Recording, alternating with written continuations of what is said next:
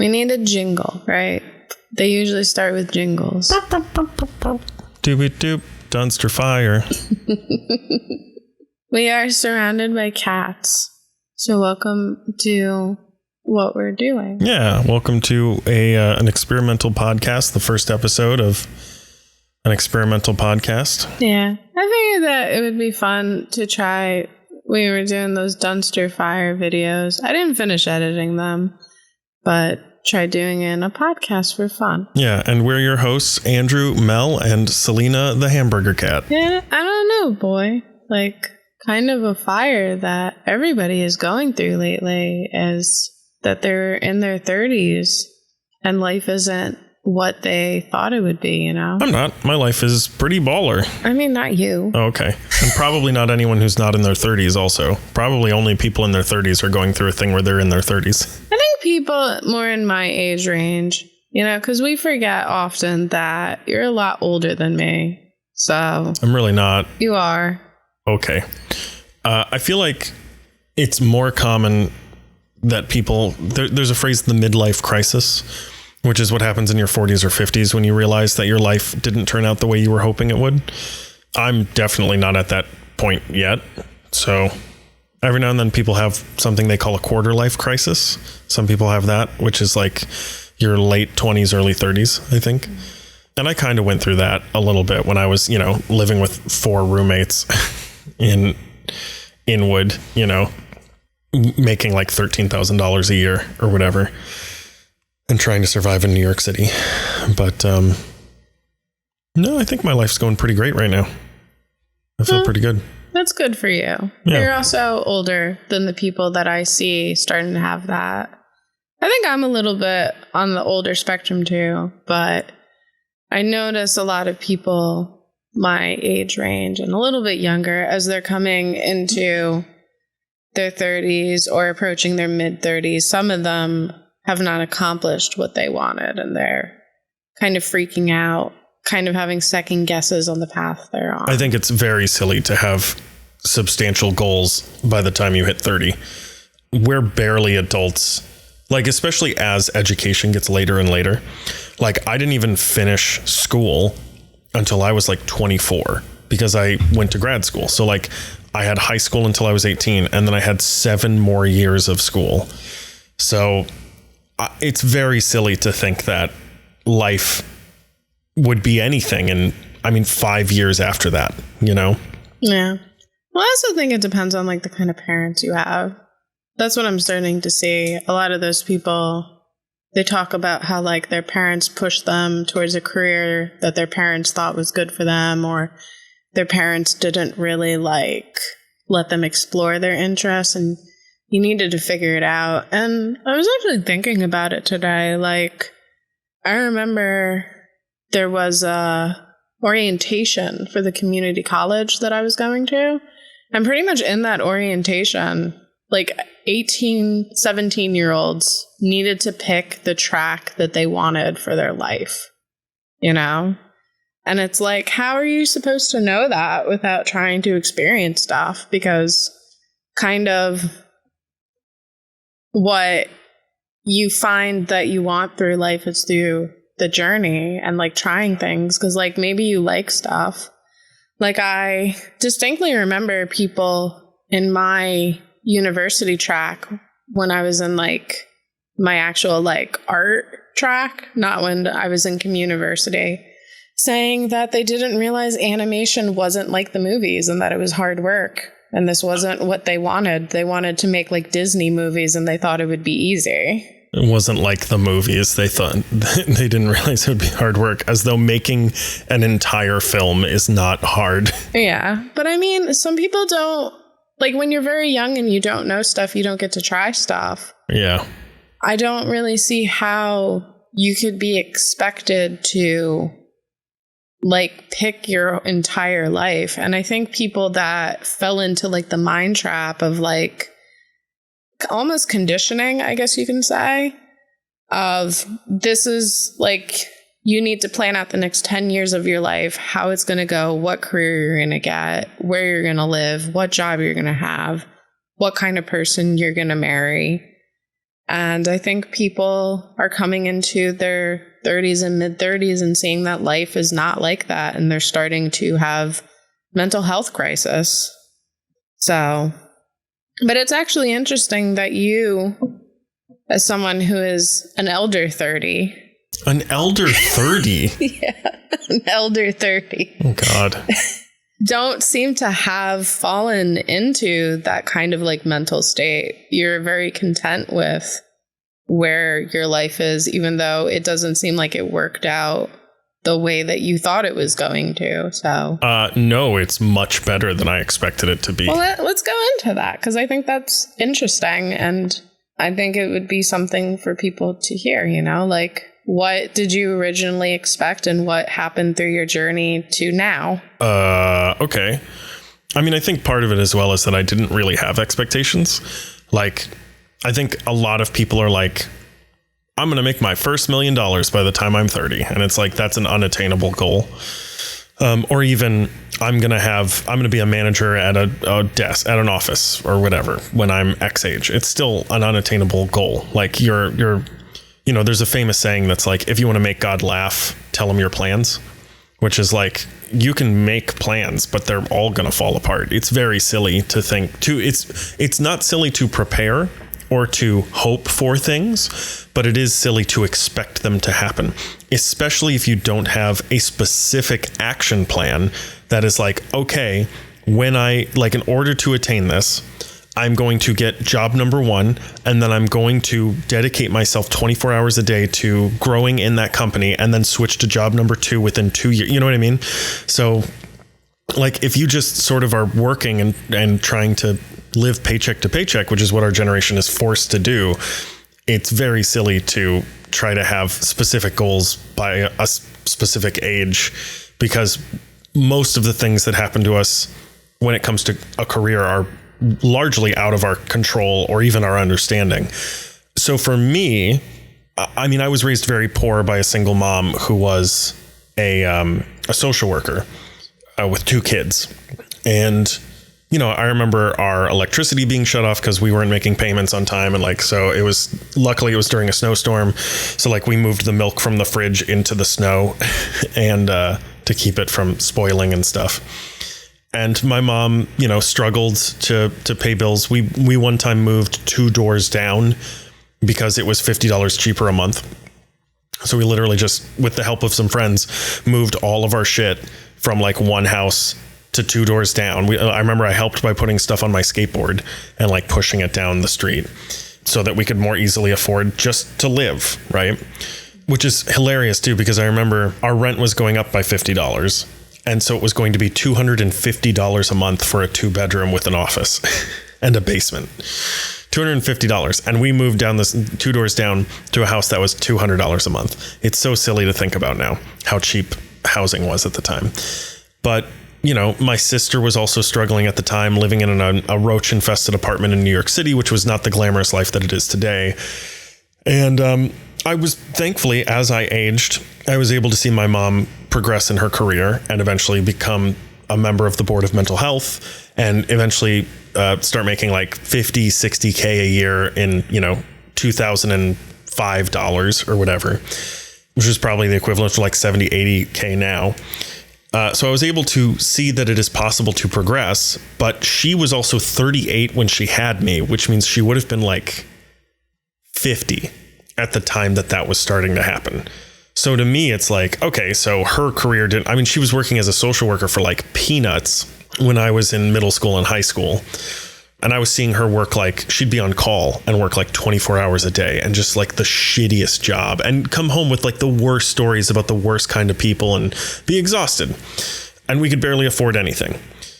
So to me, it's like, well, that was my view of what the world is like. So I could hope and try to get a little better than that, but I wasn't expecting that I was going to be like the CEO of Google or whatever by the time I was 30. Another thing that was very different between my mom and other parents, I think, is my mom saw the value in 2 things. One, rest and rehabilitation and rejuvenation. So like I would spend all day at school, and then whatever I wanted to do in my free time, was mine to do on my free time within reason. Video games, movies, television, cartoon shows, comics, playing with my toys. Like, that was all stuff. As long as I got my chores done, which we split evenly between the two of us, and as long as I did the things that I was obligated to do, like visit my grandparents or go to events or whatever it was we were supposed to do, see friends, then I could do whatever I wanted. And she never gave me a hard time about that. In fact, she would often play games, like video games with me, play with toys with me, watch movies with me. And the other thing that she valued was telling me that I could do and be anything I wanted. She paid, out of the little money that she had when I was growing up, for me to take magic lessons, not like Magic the Gathering, like magic, like card tricks and stuff like that. Drawing lessons, painting lessons, acting lessons, fencing lessons, dance lessons, tons and tons of stuff, singing, piano, and anything she couldn't afford or couldn't find. We would, buy books, and she would do her best to help me. I took, some sports. I played baseball, and, I did those things until I didn't want to anymore, until I was like, I don't enjoy this. And then she was like, okay, great. We don't have to do this anymore. I'm not going to make you do something you don't enjoy. So what I ended up doing was I had a horrible time in public school, in elementary and middle school. But the teachers that I did like all also were having a horrible time at that school. So they left and started their own charter school, which I attended in middle school, had a great time. Then when I moved to a different state, we looked for another charter school because I did so well there. And the only one we found was a performing arts high school. And I had already taken a bunch of sort of performing classes, piano, dance, acting, stuff like that, and music, like singing and stuff like that. And so I started taking more of those classes and being in plays there and stuff. And I started to realize, what I really want to do is performance.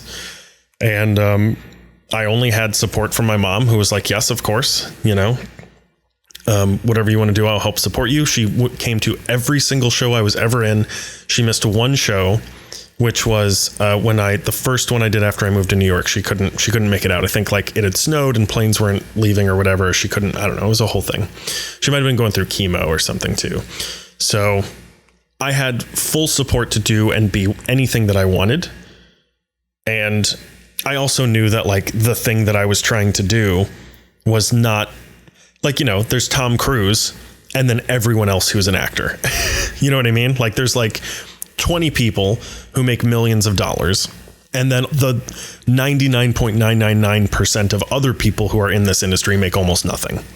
So I knew that was the field that I was trying to break into. So I had no, lavish ideas about the potential of being an actor.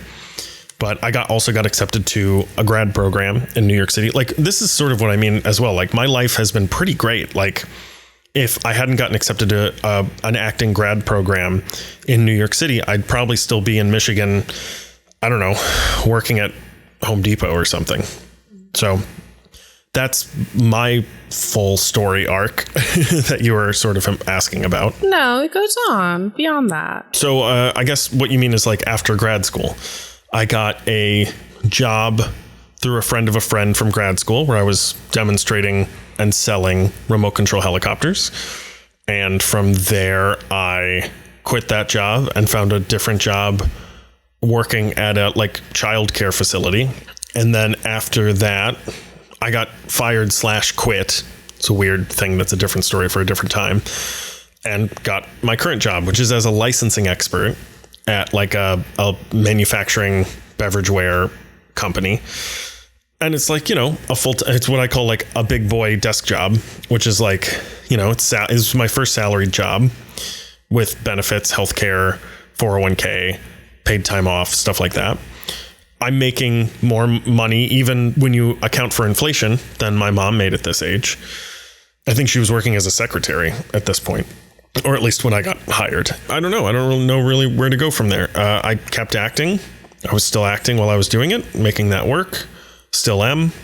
And things are going great. Yeah. But I'm saying your mentality to be able to see it is going great is very interesting, because other people who, granted it's not acting, at this point, they are not doing the thing they set out to do. It's like the thing you set out to do is be a career actor, but you're not a career actor. You're still building towards it. It's interesting because I didn't set out to be that. Like you're saying that was my goal. It was never my goal. My goal, honestly, was to get paid to do the thing that I enjoy doing. And maybe part of that was because as well, like we had a guy come in when I was in college who was like a big actor. He had originated roles on like Broadway tours, and he had come from Michigan, and he came into one of my acting classes to talk to us and answer questions we had. And one of the questions I asked him was, so how do you because he had said he's not working all the time. He does like 2 or 3 shows a year. And I was like, okay, so how do you maintain because he said he had a side job as well. So how do you maintain a side job while you're also running off and doing plays for like a month at a time, 2 months at a time? And he was like, oh, well, I do, freelance work and part-time work and stuff like that. And here was a guy who was like successful. He was a successful actor who was also doing a side hustle to make ends meet. So there was no misunderstanding to me that, like, again, the bar for success is wherever you put it. You can put the bar for success at making $500,000 a year, or you can put the bar for success at, well, if I get paid to do the thing that I like doing, that I went to school for, if I get paid at all for that in a year, that's a win. And that to me is sort of where my bar for success has always been. So it's not like I sought out to be a full-time actor who only does that and, is making $60,000 a year acting. I mean, that would be great. I'm not going to turn it down, in the same way that, like, if I made $1 million a year, I wouldn't turn it down. But that was never the real goal. The real goal is just to do what I enjoy doing. But again, I think it's interesting that, like, other people I know who didn't attain the thing that they set out to through education, and maybe like they're doing it like kind of like on a part-time basis or like on a side basis with freelance work, or they haven't even gotten the full-time job yet. They feel so defeated that they haven't accomplished what they set out to do. Yeah. I think it's very interesting that you could look at your trajectory of a career on paper and say that in a way you failed at this point, but you kind of are making your journey so far to this point like a success for your, in a way, because okay, you're not the movie star actor or whatever, like on the TV all the time, but you're still doing acting here and there, even if it's not for like huge companies. And you've kind of taken the knowledge and education of acting and you're applying it to like your podcast and like stuff that like you're growing for yourself and you feel success in that. And I find that interesting that like you and like there are like other people I do see like feel the same way that you feel, but then there's like a larger portion of people that like even if they have that going for them, they don't feel like they're succeeding.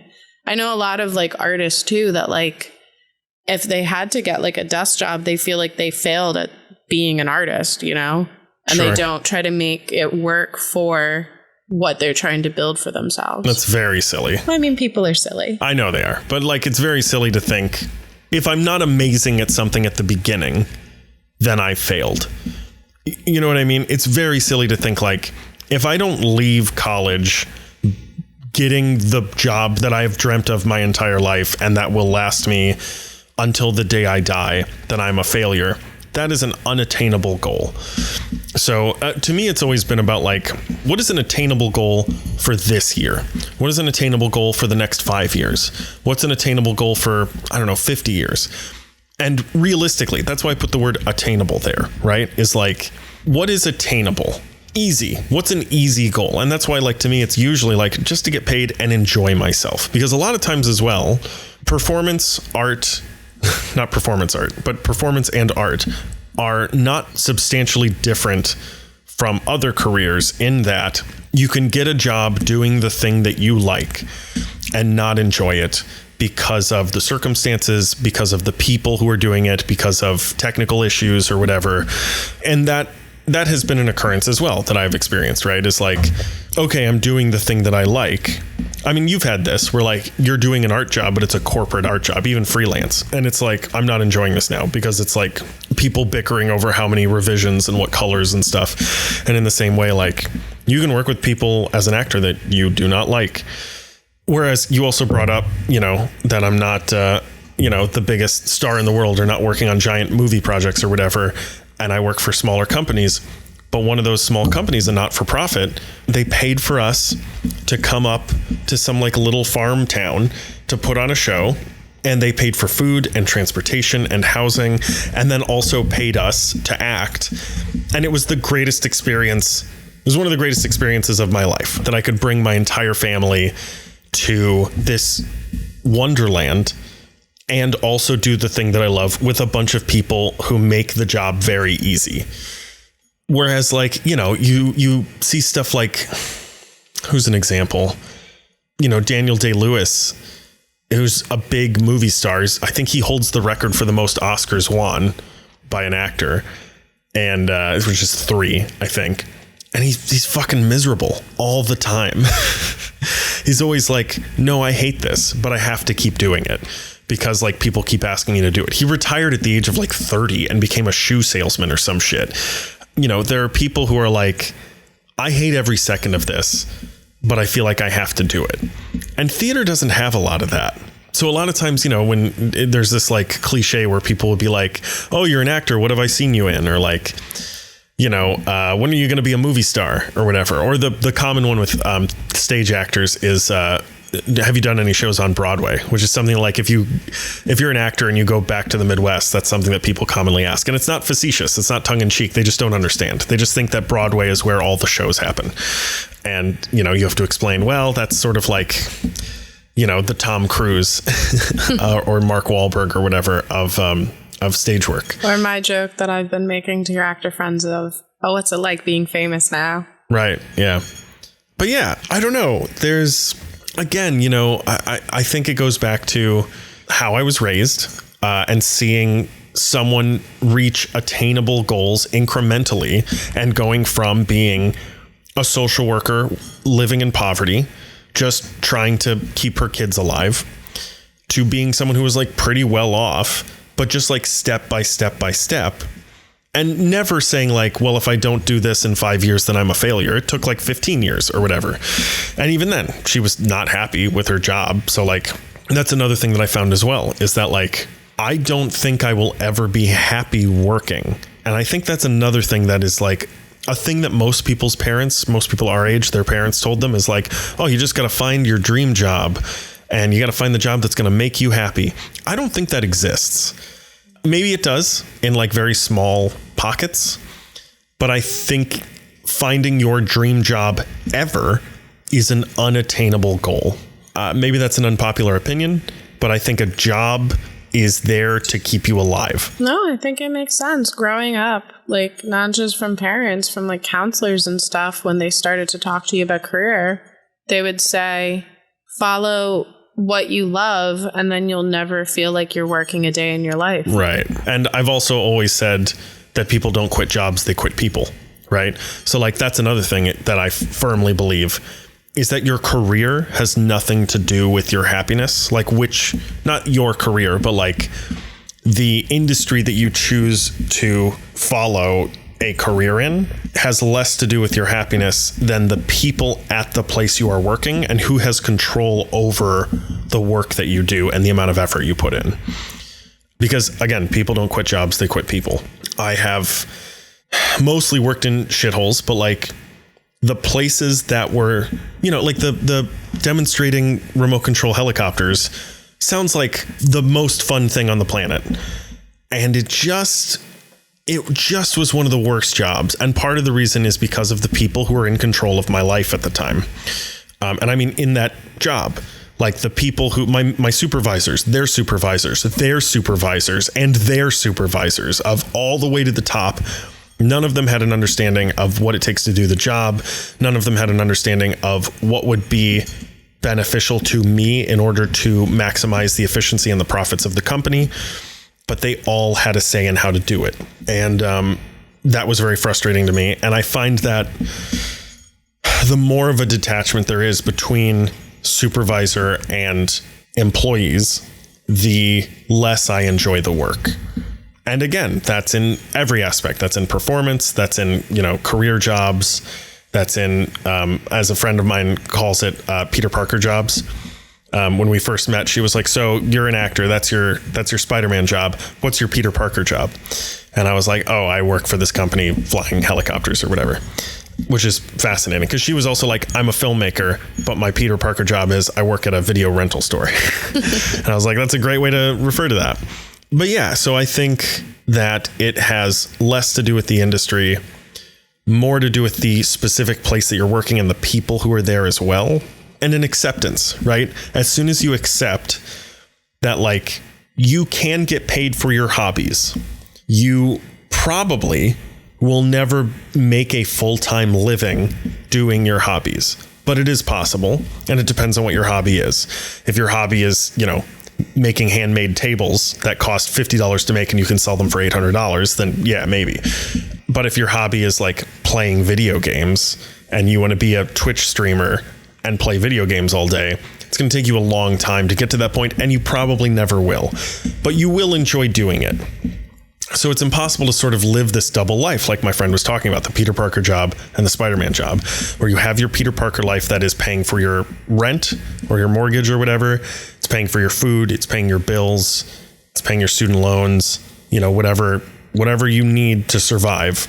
You have that Peter Parker job, and you have this other job that is your Spider-Man job, where you are singing or acting or dancing or doing art or sculpting or building a table or whatever it is that you can use as a release. I think that's really important for people to hear, especially the generation below us that have not come into the point where like they're starting to feel what you could call regret, I guess, for like how they manage their life. Yeah, good luck, guys. Because I would say on the opposite end, like, especially as I'm approaching 34, I've been feeling a lot of anxiety from unfulfillment in my life and my career and the things I'm doing.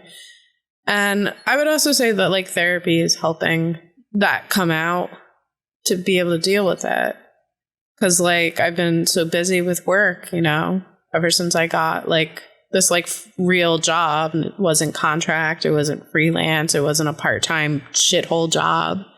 And just like realizing that stuff, because it's like on the opposite end of that, I was always pushed like you have to do the thing that makes the most money. Right after college, I had to find a full-time job because I was so sick. I needed health insurance, and I was about to come off my mom's health insurance, and I wouldn't have my own health insurance that I would be able to afford my medications and the shots that I needed. But I mean, granted, that's not a situation everybody is in. Not everybody is sick and needed to take medicine every day and go get allergy shots every week, That was kind of unique to me, but it was like there was a pressure that there was a ticking clock on my head that I needed to find something that's going to give me health insurance, something that's going to give me money. And then also, like, you met my dad, obviously. And he always was like, you want to become a manager, you want to be the one leading the team, not the one doing the grunt work and stuff like that. And they really molded me and my brother to think like that's the kind of path we needed to go. And I always wanted to pursue the arts, and they actually fought with me for a little bit about like, why are you going to pursue the arts? You're not going to be able to make a career out of that. You should go into science. Like my dad, because I worked at the pharmacy. I didn't even work like in the pharmacy handling the medicine. I worked at a cash register at the front of the pharmacy selling the stuff that they hoped that because you were there getting your prescriptions, you would also remember, oh, I need shampoo, or I need lotion for my dry skin, or I need some snackies, And so it's like I had no interest in that world. Like, I do find medicine fascinating, but not fascinating enough to want to dedicate my life to go into a career for medicine. And I also don't think I could ever handle the pressure of like seeing someone die and having to tell like their family members, hey, we couldn't save your family member, you know? Yeah. Or more specifically, hey, we could have, I messed up. Yeah. Or we could, but you can't afford it. Yeah. You know, like that's a profession I have respect for, but I could never do it myself. So like my dad was just like, you work at a pharmacy, you should go to school to be a pharmacist. And like, that just wasn't what I wanted for my life. I was always very creative. I like always came up with characters ever since I was very little. I was always drawing. I was always storytelling and stuff like that. And that's really where I wanted my career to go. And I feel I did start to set out for that because I did want to go into animation and visual design. And I wanted to go to more like categorized as art specific universities. Like I was looking at ones in New York. I was looking at ones in Philadelphia. I told you about there was one in a castle in Dublin, right? Which sound baller as hell. And I was looking at stuff at like out in California and different places because I really wanted to pursue the passion of storytelling and making my characters that I always came up with come to life. And like dueling, like things happened, like both like my dad was like, we're not going to pay for you to go to college in Dublin. And I needed to like consider that. They really wanted me to stay within state because if you go out of state, apparently there's like more of a tuition cost or something because you're not a home resident. But like, I don't know if that's true. That's what they told me. And then at the same time, like my grandfather got sick and I wanted to stay around because he was my only grandparent left. So I went to the university that my dad was pushing me to go to, which had an art program. But like, honestly, like looking back, I've taught myself more in the arts than I learned at that university. And granted, like the advice I would give people, like thinking about like going to college and stuff is like, don't get hung up on what college you're going to for reputation because nobody gives a shit, you know, unless if like you're going to like Harvard. For like what, law? Law is Harvard? Yes. Harvard is many things, but yes, Harvard Law. Well, I know there's like one that it's like known for. Yeah. Well, all of the Ivy League schools are all known for law, but like Harvard also has like, I forget who. There are some very famous actors who went to Harvard for acting as well. But you know what I mean? Like, unless if you're going to one of those that like you can like walk around and like tote it. Yeah. Nobody cares. Yeah. Like, honestly, no job application has ever cared what university I went to. No one has ever said like you need to show me your diploma. Like a couple of people knew what college I went to just because like it was places I applied to in Jersey and it's like one that is known in Jersey for the business program. Right. But like I did feel a lack in the education I got just because it wasn't specific to the arts, where like other people that I know that went to these other art universities, their portfolios are more artistic that I can see. Yeah, you're if you're getting a degree, like a bachelor's, there's a specific word for it, but I can't think of it. I was going to say a post-grad degree, but that's not what it is. But if you're getting a higher education degree, like a bachelor's degree, a BFA, something like that, there are 3 categories that like employers look for. Your school to an employer will fall into one of 3 categories. University of Phoenix, I think that's the one that's like all online. It used to be considered a scam. It's not a scam, like it's a real school, but it's basically like you put in the minimum effort, you get a piece of paper that says you have a bachelor's degree. It costs you like $50 and you're done, right? But that is widely known as being like the bare minimum you can do to get a degree. The next category is everything else, and then the category at the top is Ivy League. It's like Yale, Harvard, Princeton, NYU, Columbia. But if you go to one of those schools, that means something to them. If you go to University of Phoenix, that means something to them.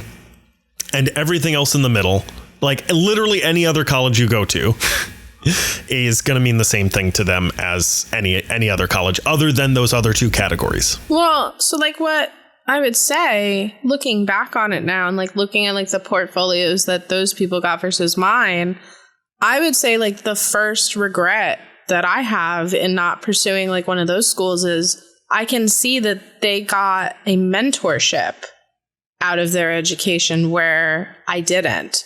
Because I went to the school that they had an art program and this was the people's jobs, but they didn't really care to the level of like what I see is coming out of like a more specific, this is an art university, you know? My advice for if you're thinking of going to a college is to look at it as it's very different from high school. High school is all on the teachers. And if you don't learn, then that's the teacher's fault.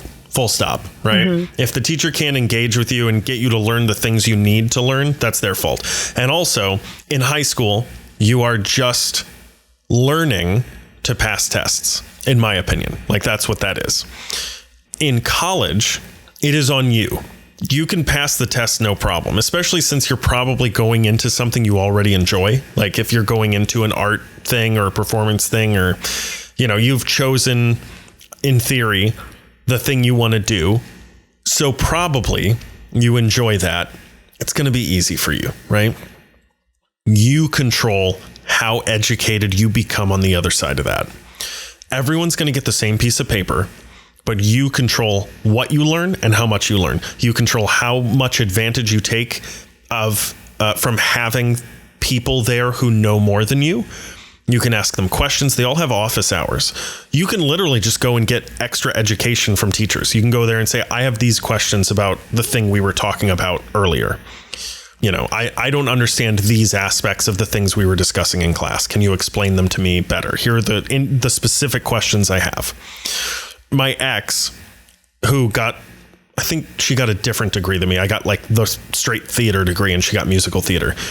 But she often says that she got nothing out of that program because we went to the same theater program, and that she received no help and that she didn't learn anything and she didn't get any better. And I was like, well, that's on you then, because I got way better. I was constantly, if I was in a show, I was there early, I left late. I built the set on every show. I TD'd shows. I was the technical director on shows. I was a carpenter. I was a painter. I was a sound designer. I hung lights. I ran the board. I worked on costumes. I worked on props. I did literally everything. And when I wasn't in a show, I still did all those things other than act. And in my free time, I found other ways to fulfill that. I sang, I did karaoke. I would film myself doing fun sketches or something. And this was back pre-cell phones. Like I had like a camcorder, like a little handheld camcorder, and we were like making YouTube videos and shit. They were terrible. And if anyone sees them, I'll probably be canceled. But we did them.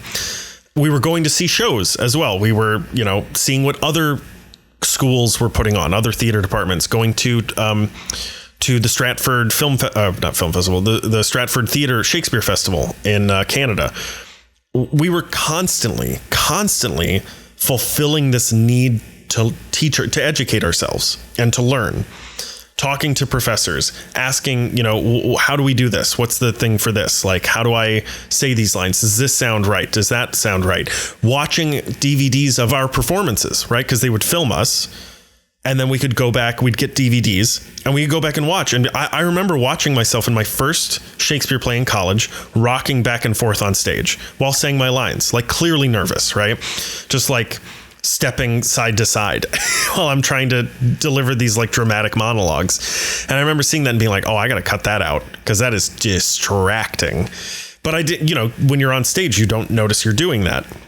And I sought out extra time to work with the professors on monologues for when I was auditioning for master's programs.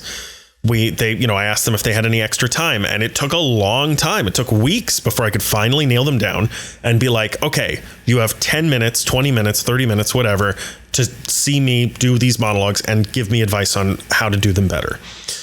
And if you don't take advantage of that, then you're wasting your time, you're wasting your money, and you're wasting your education. It is no longer on them, which is backwards because you're paying them, right? Like, in theory, the free thing should be like, well, whatever. High school, right? Should be like, yeah, you barely get anything. It's amazing if they do any work at all because you're not paying them. College, you would think you're paying them thousands of dollars. They should really dedicate the time to improving you, but they don't. And it is up to you to use the tools that are there to build the house yourself, because no one's going to build it for you. I mean, definitely.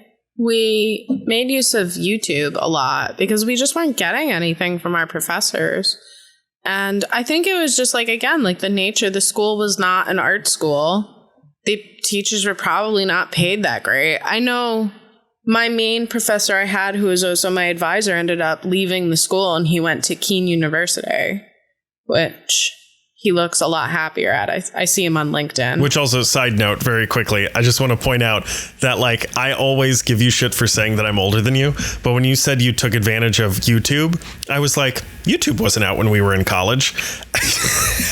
And it was when you were in college. It had just started. When I was a senior, it was starting to get traction. So when you were like a freshman or sophomore, it would have just started to get traction. Yeah, because like I remember like when we did motion graphics, like a bunch of us were like really pissed off that we weren't even taught tracking by the professor. The thing, if you recall, tracking is like where, do you remember like a picture of like the giveaway stuff I made for you? Followed your hand. Oh, yeah. That's tracking. Yeah. They didn't teach us that. So we taught ourselves on like YouTube. Right. And I think you did that with like me making a glass of whiskey float as well with my mind with the force at one point. No, that was keyframed. Oh, all right. Tracking is different. So is that like more of an automatic keyframing? Is that what that is basically? Yeah, it has to do with contrast of colors, and you put a null object that tracks to that. And then like you can map like the objects you'll see to that null object and it'll move around.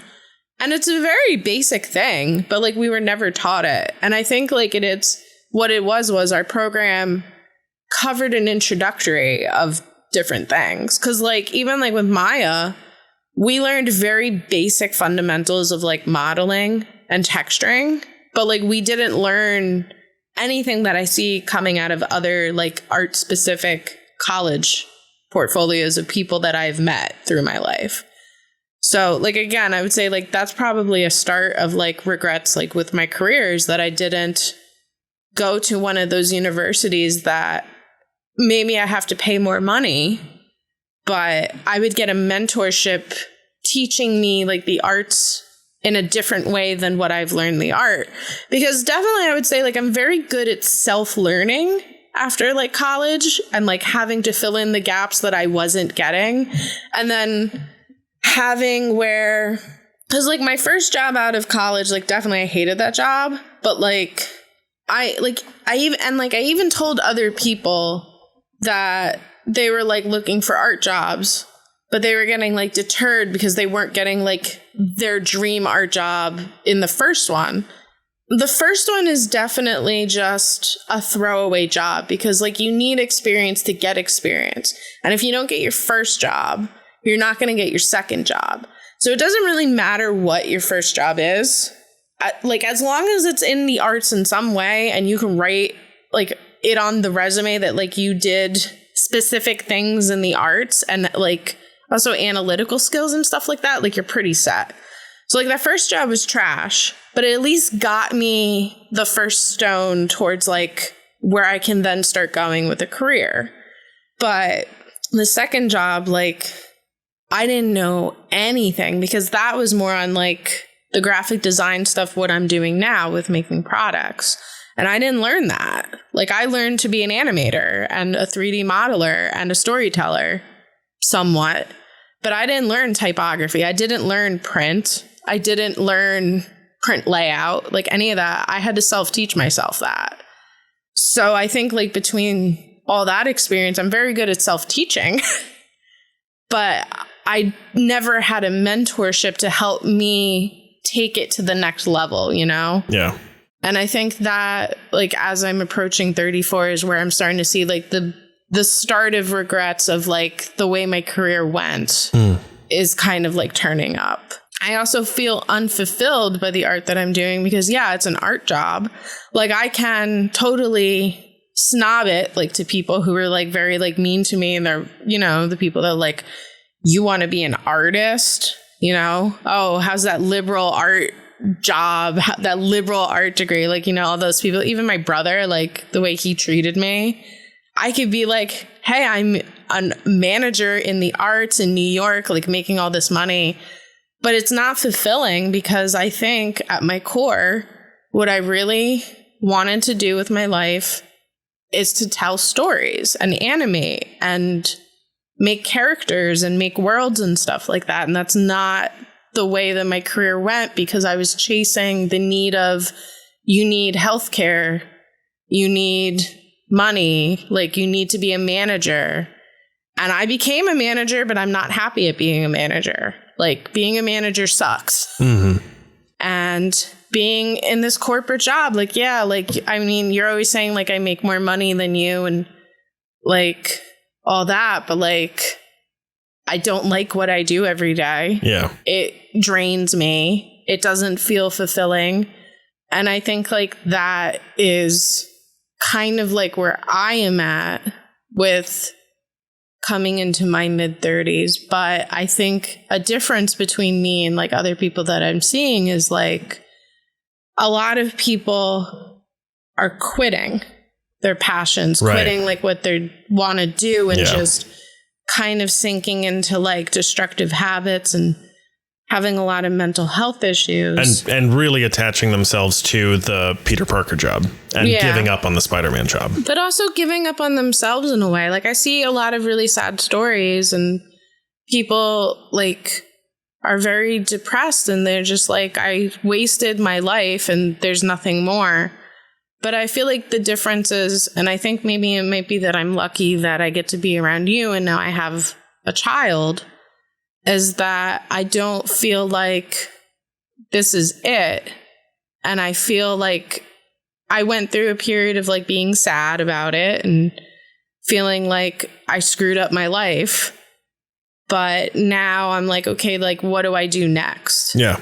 And, like, I know you and me, we have talked about that. Like, I'm in debate of, like, do I put together a resume for the skills that I have developed over the past, like, 10, probably more, probably, like, closer to, like, 13 years between the two jobs that did this, and get another crappy side job that maybe I'll like the people better and it'll be different. So it'll be better because it's different. It's not what I'm doing every day. Right. Or do I keep what I'm doing and mentally detach and put my energy towards something else that I actually enjoy? Well, and that goes to one of the things I wanted to bring up as well is that, right. So when you talk about, like, the fact that your job is not fulfilling, and part of the reason for that is because it's so corporate. Like, I don't think you use that word, but, like, that's the reason, right? Is that it is just about what's going to make the company the most money. And it, you know, I was going to say, is it, basically, like, like you said you can kind of rub it in people's faces that you have an art job. And it is a little bit like going to school to become a chef and spending a bunch of money to become a chef and then getting a job at McDonald's, right? And it's like, well, I'm working in the food industry, you know, or at Applebee's or whatever, right? Maybe not quite as low as McDonald's, but, like, you know, it's like, yeah, I'm a chef at Applebee's, like, is basically what we're doing.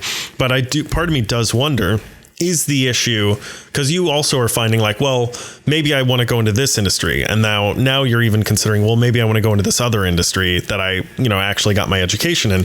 And part of me wonders if the issue is not the industry that you are in or would like to be in, but is rather the fact that you are making art with a lowercase a as opposed to art with a capital A.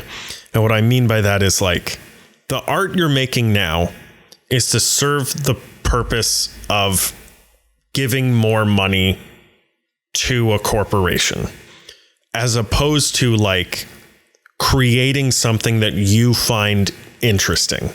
And I wonder if that's all it would take, is like finding a job in any industry that allows you to create things that you like and have control over that, and not have somebody tell you, no, your idea is bad. Make the thing I told you to make, monkey, you know? Yeah. Because that's something I find too. It's one of the reasons why I don't want to go, and like we've talked about potentially moving to the West Coast. And it's one of the reasons I don't want to do film. Is the reason film exists is because it makes more money. It is easier to digitize acting and then send it to people's televisions for a low cost and charge them $20, or to, you know, movie theaters across the country. That has never been something that I'm interested in, because it's the McDonald's of acting, is, you know, film and television. And like, I'll do it from time to time. I've done some commercials and stuff, but like it pays super well, because it is very cheap to produce. It's very cheap to transport into people's homes, and it brings in a lot of money. But it is not fulfilling, because it is just a tool that corporations use to maximize their profits.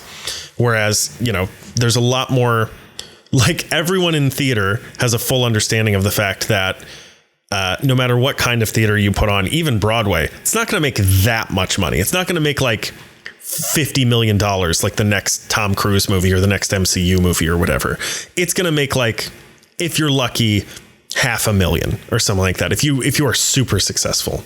I want to point out as well, if this goes anywhere and people end up listening to this, that you had mentioned that your first job, you know, you get your first job and that's a good art job, but it sucks. And then you get your next better job that's an art job. But I want to point out as well that you worked in 2 fast food jobs first. And I think that's important for people to hear as well, right? Is like, it goes back to what we were talking about, you know, you expect to get your big fulfilling job as soon as you're out of college. And granted, I know at least one of those was before you were in college, but so I don't want to, like, you know, switch events around for the purposes of the thing that I like, my narrative that I'm trying to make. But I do want to point out that, like, you know, you worked in fast food to make a living until you get to a shitty job in the industry that interests you. Yeah. Well, it was fast food first.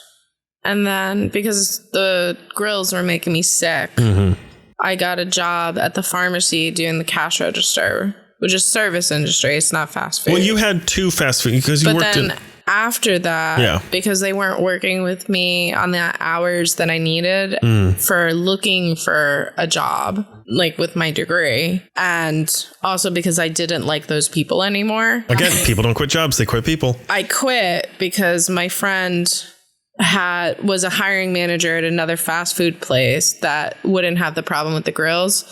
And she just needed somebody 1 or 2 days on the weekends. Yeah. And that was like enough. Like I was like, would it be enough that I could put gas in my car to get to interviews? Right. So that's what I took. That's sort of what I mean. People there made fun of me that I was only on the schedule 1 or 2 days a week. Yep. But like, it wasn't what I was trying to do. And then I got another job that it was shitty, but it was an art job. Right. And then I quit that And then job. You can get the ball rolling. Right. And so like 3 jobs, you know, I think that's important for people to hear. Is like, you went through 3 jobs before you even landed a job in the industry that you're in. Yeah. Which I think helped, you know, where I always think that working in those jobs helps you to not be an asshole because like you're dealing with like the worst people. But I wouldn't say that I don't want to be a product designer. I'm very fascinated by product design, but I think I'm fascinated by it because it's creative and it's helping people in a way. It's like not like I'm putting a graphic on a t-shirt and hopefully my t-shirt sells and then I'm going to make another t-shirt. You know, it's not like that. It's seeing a large demographic of the world need something and then coming up with tools to help them in creative ways. But like I've been noticing, like especially like as therapy is like teaching me to start seeing things in my life, and because apparently like it's like weird voodoo stuff, you know, like you kind of don't realize things going on around you as you're living them, but like therapy is like teaching me to like take a step back and start seeing like the way people talk to me, seeing how I talk to them, seeing the things I navigate to, the things I don't navigate to in that. Right. I love product design. The principles of UX design fascinate me a lot. You know, like I'm reading like this fucking book about it. I love the program Figma. It's interesting. I'm following people that do Figma in the industry and people that like work at Figma and like seeing like the things they post and keeping up with that like you're supposed to do. And they're very fascinating, like the way they think, the things that they do. Very interesting. But I'm noticing with myself that I enjoy most about product design and the projects, like not the theory, but like the actual projects I'm doing is the animation. Yeah. Like I enjoy making the thing move more than making like the screen. Like, I don't know, like if I made like the shopping app that I made, the one for like the baby products to like be recycled, I enjoyed animating the app more than making the app. Sure. So that's very fascinating to me. I think maybe for me, maybe where I wanted to pursue animation and I had to move away from it just with the things that I was being pushed to, I might have like closed off like the passion I had for animation. And now with therapy, it's coming back. So yeah, but like I don't know if like I want to be an animator like as a job. Yeah. I think I might want to be an animator as like a hobby. Right. And like make fun animations for myself and maybe my son. And just like enjoy it, you know? It's the same thing with photography. Like I never wanted to be like a photographer, but I love doing photography and like that's something I miss doing too. So I don't know. I think it's like not everybody is going to have these realizations, but I think it's important to like be able to analyze like the things that you're feeling regret about and where these bad feelings about, oh, I wasted my life are coming from and see what you can do to fix it. Because there's definitely things I can do to fix it. Like my therapist always says, the job is what you have right now, but it doesn't have to be the job you have forever. So what can you do to move on? And granted, we do have a shitty economy working against us. Yeah, it is easier said than done. But I can fix my portfolio up, you know? I can keep building on skills. Yeah. It's something you can keep working towards. Yeah, I can network. I did the freelance project, editing like a short reel. So, you know, like keeping busy doing stuff. But it's very interesting, like to see someone who doesn't feel these feelings and then also be someone who's working through like these feelings. But I also think like having our son kind of adds a different spectrum to it in a way, because like, you know, the way you were raised and I know the way I was raised, you know how you feel right now. I know the way I've been feeling. And I think for me, it's becoming very important to me for him to not go through what I went through. And I want him, and it's probably more similar to like the way that you were raised to like fulfill things and try things, is I want him to try things. I want like, even it's really important for me for him to feel included in the things we're doing. So like we order subs and he's not going to eat the whole sub. He's going to like pick at it. But it's still important for me, for him to be part of that experience and it to be there for him if he wants to try it. Granted, most of the time, the food goes to Andrew. So that's not true. Not most of the time. Most of the time. No. It's very recently that you've been not taking his food because like you're trying to do better. And like, what are you talking about? Every time we would get a sandwich, he wouldn't eat his whole sandwich and you would take it. You would call it the dad tax. No, the dad tax is a bite. No, you would eat like his half of sandwich he wouldn't eat. Okay, I don't think that's true. The dad tax has always been like a nugget, a bite of his sandwich. I mean, if it's gonna go bad because he's not gonna eat it, then I'll eat it. But like, yeah, I've never just taken his food. No, he wouldn't eat it, and then you would end up eating it. And sometimes I would eat it. Sure. But like, it's important for him. The point is like, it's important for him, even if he's not gonna go through with it, for him to get experiences. And I feel as he's getting older, I'm feeling that it's important for him to have that. And if he wants to try things, I want to enable him to be able to try those things. So that's why even like he's 3, he doesn't know music, but we bought him a tiny little baby piano and he has his harmonica and he had a ukulele thing that he broke. It wasn't like a real ukulele. It was one of those little Einstein things.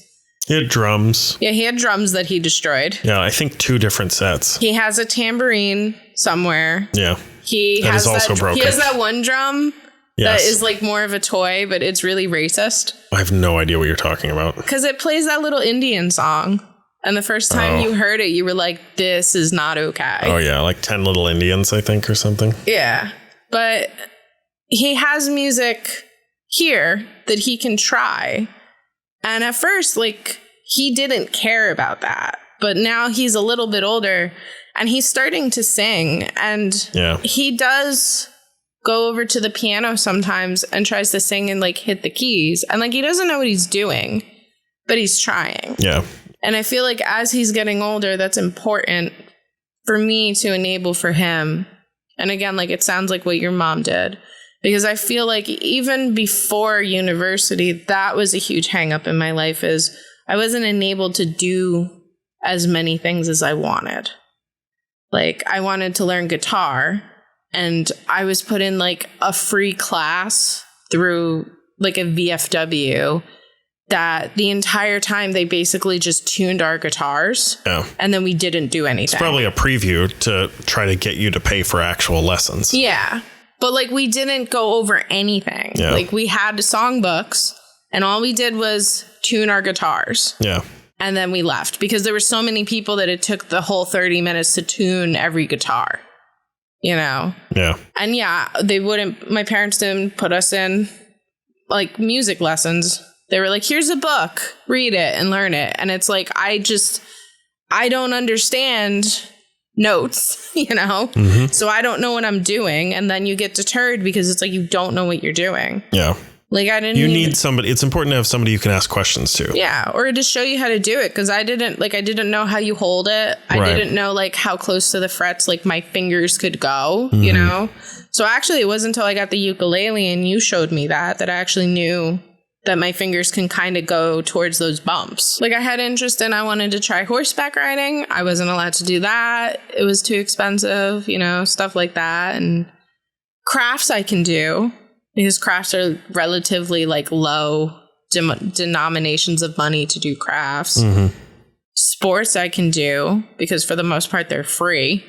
But I feel like having that constraint kind of like didn't enable me to really explore the things that I wanted, because I noticed ever since I moved out and then it's you and me and we're doing like whatever we want, I'm exploring more of what I'm interested in and learning more about myself. Yeah. So I think it's important for like the new generation coming up, whatever they're going to be. I think they're like called Alpha Omega or something like that. It's not Alpha Omega. It's probably Alpha because it went X, Millennial, Z.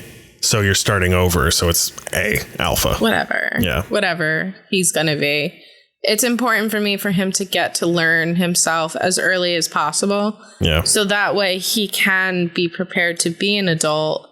And even if his career takes like a left, like maybe he's like, I'm going to be a scientist, and then he has some shit that happens and then it turns and he becomes a journalist, that he's not going to feel a weight of just like that he failed his life and he's full of regrets, but just that he can see life as like more of the journey and not so much the destination. Yeah. And I don't want him to feel like money is everything.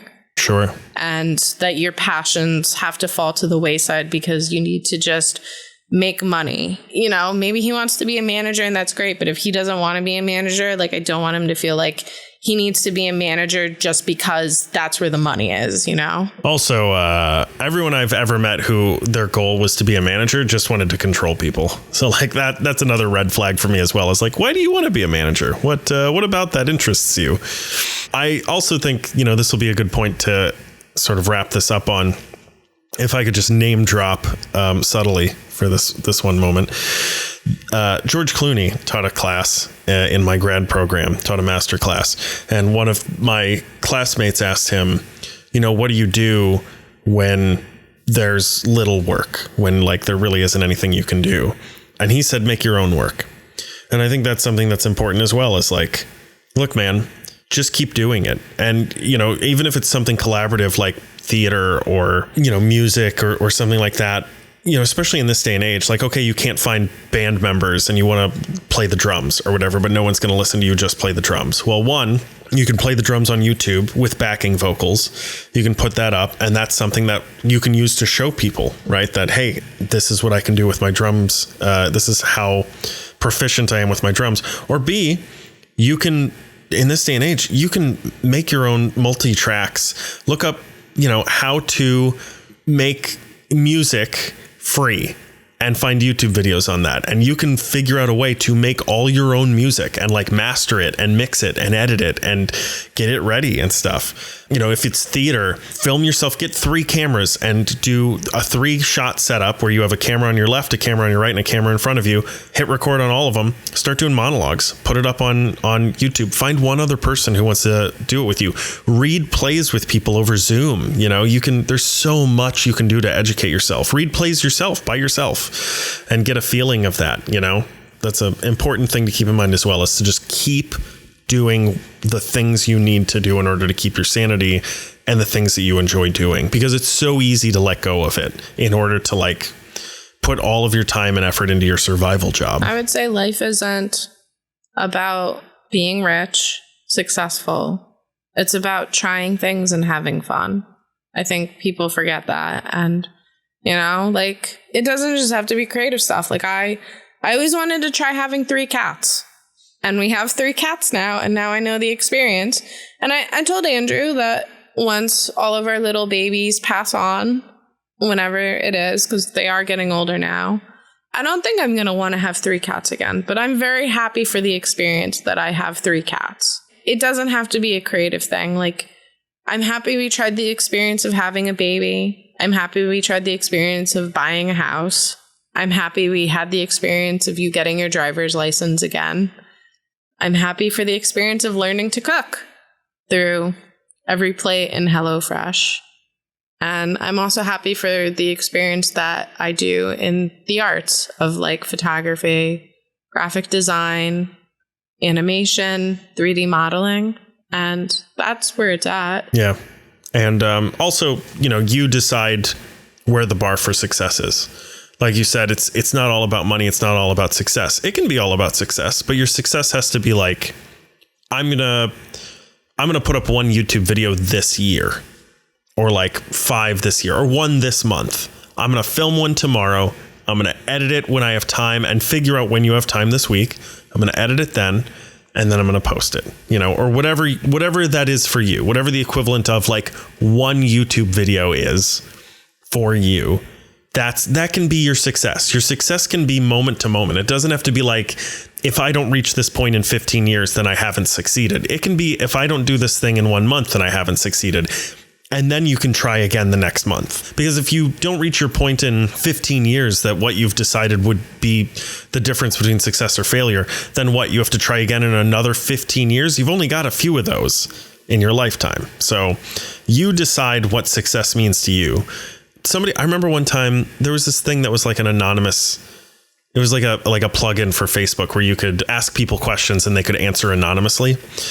And I remember I said like, I'm moving to New York. Is there anything anyone wants to say to me or something? And somebody, and I still don't know who it was, said, you shouldn't move to New York because you won't make it. And I remember thinking like, I don't know what that means. Like, I think that's sort of what you've been driving home at about the way that my mind works with this sort of thing, right? Is like, I don't know what making it is. Because to me, making it is like making art, is like doing theater, is like performing.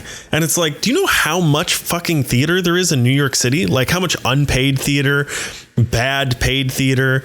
Like there's so much. And again, if not, make your own. The parks are free. You can just go in the park and perform Shakespeare if you want. that can be making it. That can be success for you if you're a performer. You can just memorize 10 monologues, use your home printer to print up ads and staple them on telephone poles that, like, you know, on this day at this time, Andrew Dunn is going to be performing 10 Shakespeare monologues in the park, in the Great Lawn, or this amphitheater, or Summit Rock, or wherever.